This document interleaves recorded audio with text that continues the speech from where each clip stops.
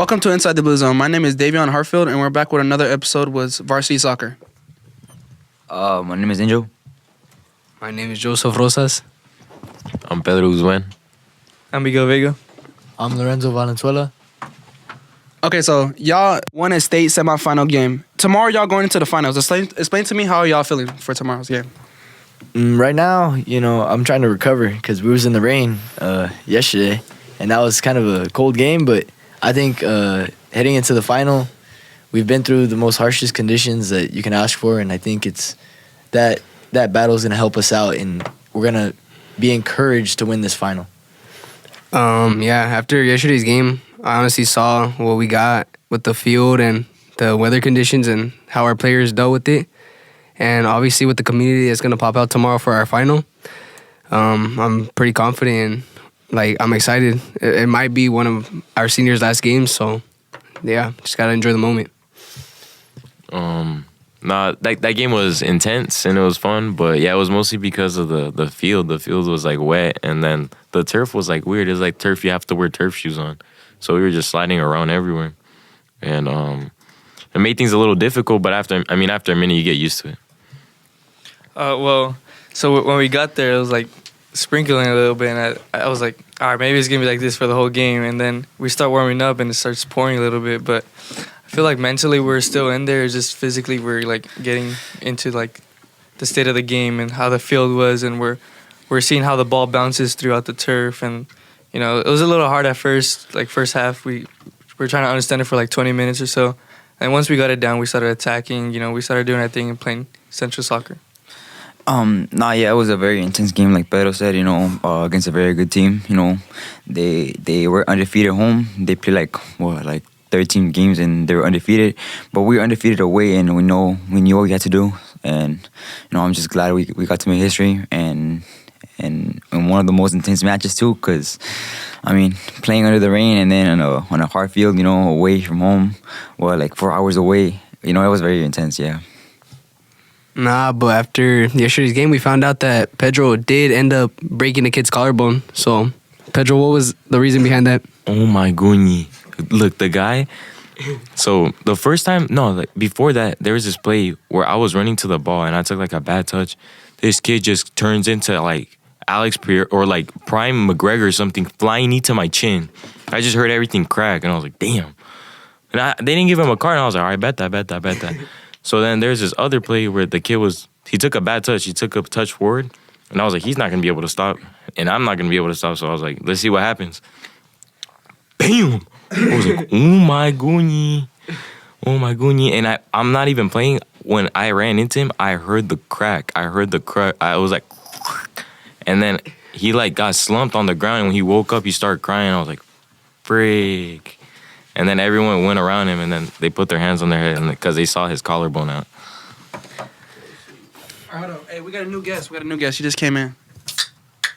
What's up, guys? I'm Josh Almada. Sorry for the late, but, save the best for last. Watching Pedro play, I don't know how he could go from aggressive mode to, kissing guys, because when he's guarding them, he's just kissing them all the time. I think he low-key likes it. I think that's why he does it. Pedro, what do you do when you're guarding the attackers? So you have to play mind games with these guys. So I was just looking for the crash out, and the crash out in this situation was 22, because 11 was up there too, but he wasn't a crash out. He was just going with everything I would say, and then he would just laugh about it. But 22, he wasn't. He didn't like it. He didn't like it at all. So I was like, this is the guy I have to annoy.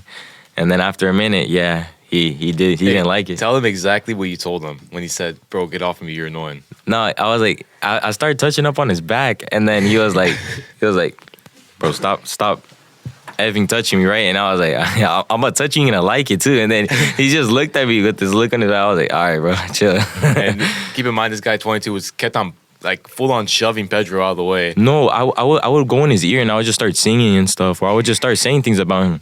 Whenever you came back, I heard you. What'd you say? Every time a play ended and you got back on defense, what'd you say? But it was just so stupid. For some reason, again, I was like, guess who's back? Back again. Pedro's back, call a friend. And then he would just get so mad, and he kept on putting his fingers in my mouth. He would just look back and just put his whole face in my mouth. But I was like, damn, all right. But then I would kiss and like say things to number 11, but he was like, bro, you're gay, bro. He was like, what's wrong with you, bro? And I was like, okay, just for you though. And then he just, he was a little weirdo. Okay, a lot of mental tactics here. I mean, yeah, sorry to let y'all into that. All right, so tomorrow's game. Let me know how y'all feeling. Are y'all confident with it? Like, let me know the mentality coming into that game. I mean, has a soccer team ever did this for Centro? In the Valley, no. All right, I think we're the first. Explain how y'all feeling about it. Well, obviously excited because, like I said, no one in the Valley's done this before, and we're all pretty confident in ourselves. And, yeah, it's just I'm grateful to be here with all my teammates, all the family that I got, and I'm happy it's these guys I'm doing it with. So, yeah. To answer that question, I like to go back and relive Laguna Beach. We were down 1-0 in that game, and we were able to come back 2-1. So it just shows that we have nothing. 3 to 4 minutes. Yeah, 3 to 4 minutes, we came back in 2-1, and we're up. And I just feel like that really shows that we have nothing to lose, right? We've already made it this far. We've already made history, and having nothing to lose, that makes you an even more dangerous team. So that's what I think.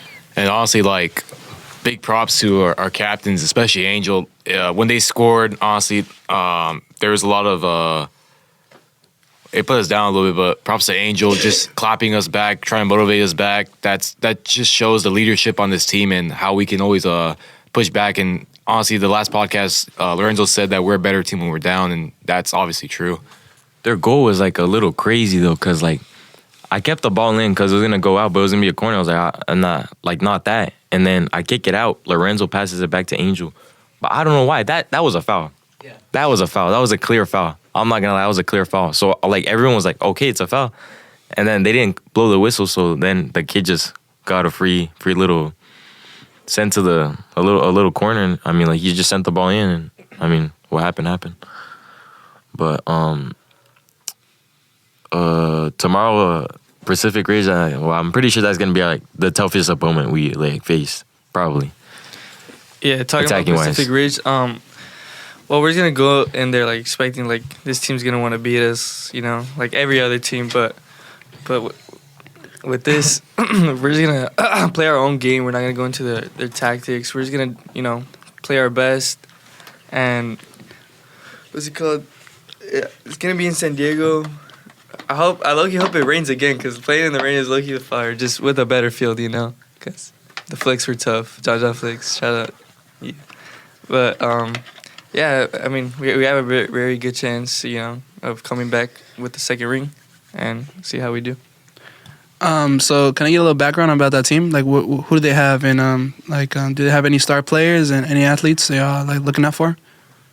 Well, Pacific Ridge, they come from like a 17 winning streak, I think. They haven't lost. I mean, they've only lost like twice in their whole season. And just like us. And I mean, they're a pretty good team. I heard they have some like 3 to 4 D1 commits already. So it's going to be a very intense game. But, you know, that doesn't really matter to us. We're just going to come out and play strong, play our game. You know, we have our players too. And it's going to be a very good game, you know. I think the teams that most deserve to be there, they're going to be there. Yeah, like Angel said about the few players that are committed or whatnot, it doesn't really matter because there's been teams that we played where they have some D2, D3 commits, but it doesn't really matter when you have a team like us who plays together and as a team. But yeah, also talking about the players that are on the team, I know a few of them, so it's gonna be a good game. About like we're friends obviously, but you know when we're on the field it's something different. So I'm excited to see that. Some of my friends from Santana High School, they played Pacific Ridge first round in CIF, and they got beat 4-0, and they told me that their playing style it's a lot similar to Calexico. You know, they're big, they're fast, they're strong, but I feel like no one can match our intensity on the field, and we're just like we have a different mode when we play in a final, especially. Like everything's intense, we fight for every ball, we win every ball. That's just how we are in finals.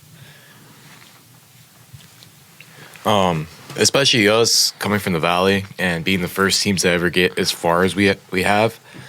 We've seen so much support. So playing on Friday, it's not even playing for El Centro, playing for Centro. It's playing for the whole Valley. You know, we're getting a lot of texts from everyone saying win it for the Valley. So we're just gonna play with that extra chip on our shoulder and hopefully come out with the best outcome. But yeah, we're playing for something bigger than ourselves. And that's gonna be concluding our podcast. I want to thank every single one of y'all for listening to this podcast, and wish our team good luck.